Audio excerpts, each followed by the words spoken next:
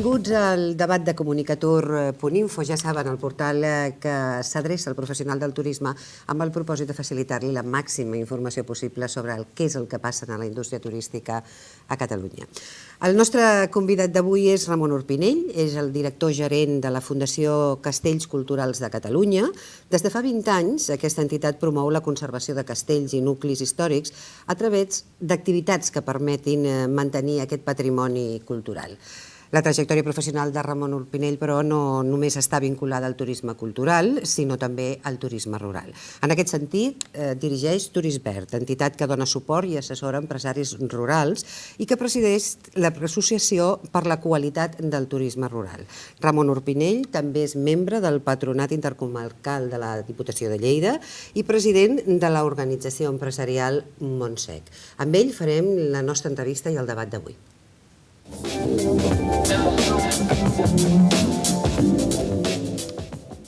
Senyor Urpinell, benvingut al nostre programa. Gràcies.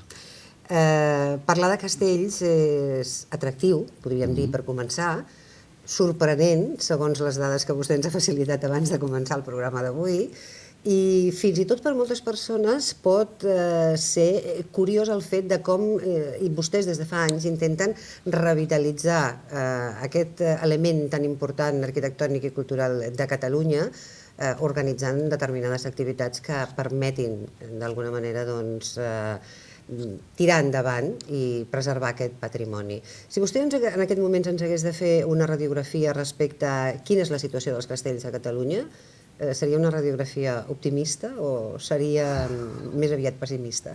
No, seria optimista. L'únic problema que tenen els castells és bàsicament aquest, que encara és sorprenent, no?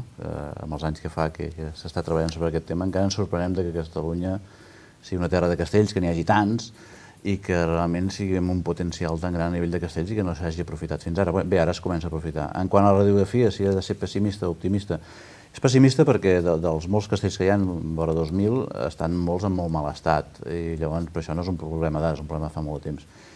Optimista perquè, home, quan vam començar a moure aquest tema fa 20 anys estava molt més malament i ara notem que realment la cosa està revifant, els castells comencen a ser un element patrimonial que juguen al món turístic i veiem que la cosa està començant a funcionar. Per tant, optimistes. Hi ha sensibilització per part d'aquelles persones que visiten els castells o que veuen en els castells un producte turístic i també sensibilització per part de les institucions perquè preservar aquest patrimoni ha de ser car i m'imagino que aquest és un dels condicionants, no? Sí, de fet les institucions han tingut prou feina fins ara a fer els carrers, a pavimentar, a posar l'aigua als pobles, i n'hi ha molts que encara no en tenen, no? I no han tombat la vista cap als castells fins ara, fins que més o menys han tingut els serveis bàsics coberts, no? Per tant, ara és el moment de les administracions, dels ajuntaments, dels consells, de la pròpia Generalitat de tombar la vista cap als castells i dedicar-se a conservar aquest patrimoni i d'altres que hi ha, però aquest és important de conservar-lo perquè realment som una potència amb castells a Catalunya. El públic diríem que no ha estat massa educat amb el món de la cultura. El públic que consumeix turisme cultural diríem que encara no és un públic molt nombrós a Catalunya, tot i que ens diem que sí, però veiem que encara no és així. Però estamos en ello, que diuen, no? Estem fent feina entre tots. Senyor Urpinell, ara que deia vostè la importància d'aquesta iniciació a la cultura o al patrimoni, m'ha fet pensar en el país veí, mirant cap al nord, en França, que tenen castells, evidentment, alguns interessantíssims, altres potser no tant, però que el que sí saben fer molt bé és vendre'ls. Bé, els castells i el que sigui. Aquella pedra que trobes al mig de la carretera te l'anuncien 10 quilòmetres abans, la il·luminen 10 quilòmetres després, acaba vostè de passar la pedra, aquí la pedra, per tant... La pedra Baltant. La pedra Baltant. Per tant, hauríem de copiar una mica aquest sistema, aquesta fórmula que amb ells els ha donat tan bons resultats, perquè amb el tema dels càters, per exemple, doncs és un producte turístic molt demandat. Els francesos, mal que ens pesi, són uns mestres de la venda, en saben molt. A nivell de valor, diria que clar que tenen un valor, però m'està malament de dir, tenim molt més valor nosaltres, a nivell de castells medievals i tal. El que passa que no el sabem vendre, som un país que no... No hem venut a nivell turístic i cultural, bueno, cultural no hem venut gran cosa, però a nivell turístic hem venut el sol i la platja i així estem, no? I llavors, doncs, i la muntanya per esquiar. Llavors això ja ha canviat, està canviant ara i tal, no? Llavors sí que hi ha molt d'aprendre dels francesos, hi ha molt de copiar, s'ha de copiar la japonesa, vull dir que és copiar millorant, no?, si es pot, però realment estem anys llum d'ells. Ells ja fa 40-50 anys que es van dedicar a formar a les persones que estimessin el potencial jauganisme, que estimessin el seu propi territori, el seu propi patrimoni, i aquí ens han format perquè estimem el dels altres. I clar, és molt diferent això. El nostre no té cap importància, el dels altres és molt important. I això és un greu hàndicap amb el qual encara ens hi trobem ara i que es va corregint, però que portem molts anys de retras. Expliquem exactament quin és el producte turístic que està vinculat als castells, turístic i cultural, però si entenem que la proposta cultural també, evidentment, té una connotació turística. El producte turístic vinculat als castells és un producte que engloba tot. El castell en si és un pol d'atracció molt potent, que forma part de l'imaginari col·lectiu. Tots hem estat vinculats a un castell, això queda molt vídeo, però no en un programa de turisme, sinó en un programa de psicologia, potser, no? Tots hem estat Sí, clar, sí, però amb generacions passades, no? Vull dir, tots tenim un record de les nostres neurones, dels nostres molt avantpassats que vivien i lluitaven des d'un castell. Llavors sempre les persones sentim aquesta atracció natural davant d'un castell i què hi ha dintre, i com es vivia, i què es feia, i aquesta cosa especial que posa el carn de gallina davant d'un castell, no?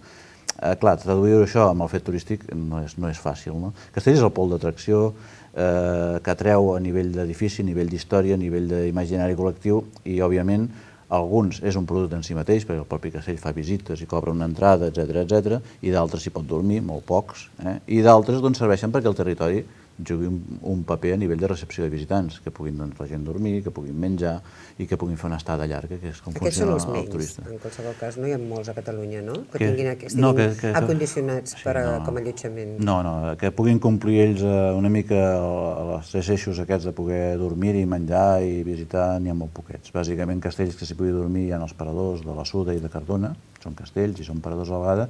Hi ha algun castell que té algun allotjament de turisme rural en el seu interior, petitet i tal, que va funcionant, però no, això està molt lluny dels francesos, que ja es van posicionar de bon principi en que el castell, el xató, fos també un allotjament i el que deien el xató i aquestes coses i tal, ho van treballar molt més. El perfil del visitant que va a veure un castell és retrobar-se amb aquest castell que vostè diu que tots tenim a dintre nostre, veure com vivien, és una activitat familiar, una activitat que potser prima més la cultura en l'àmbit aquest del cicle de concerts? Hi ha una mica de tot. Òbviament que tots anem a retrobar una mica el que teníem a dintre i d'altra gent que va fer una costellada i de pas van a veure un castell, que això també és bo, també funciona així.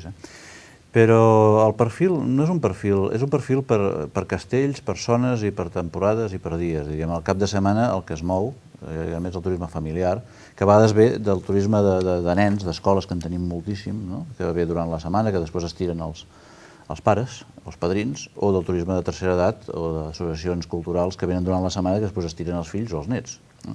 Llavors, hi ha una mica de tot. Diríem que ara el que està augmentant moltíssim és el turisme familiar. Les persones que es mouen en família al cap de setmana, visiten un castell, estan per la zona, coneixen la zona. Vostès fan concerts, visites guiades. Quantes coses més?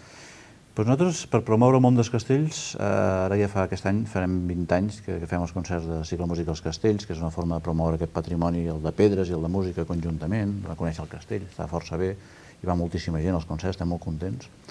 I el que promovem és el castell, fem les visites guiades, promovem que es facin visites guiades, hem editat una guia amb 44 castells ja que fan visites guiades, fem els Premis Catalunya Nostra, que són uns premis que intenten ser anuals, a vegades són bianuals, que premien el castell que més s'ha dedicat a la seva rehabilitació i sobretot a la seva funció social, a través de la cultura i a través del turisme. Tenim l'Institut d'Estudis Nobiliaris, que recupera els papers, la història dels castells, dels nobles, els nobles que tenen la història intentem que la depositin a l'Arxiu Nacional de Catalunya, que aquesta història es conegui, es microfilmi, es pugui treballar per fer llibres sobre... Pensem que la noblesa és molt desconeguda. Es coneix molt bé el paper de l'Església, però qui va forjar Catalunya va ser la noblesa. I la noblesa ha estat amagada tot aquest temps i val la pena que no n'estigui amagada perquè ha fet grans coses i s'han de conèixer. Senyor Pinell, tindrem ocasió en la segona part del nostre programa de debatre totes aquestes qüestions que fan referència al castell. Anem al debat.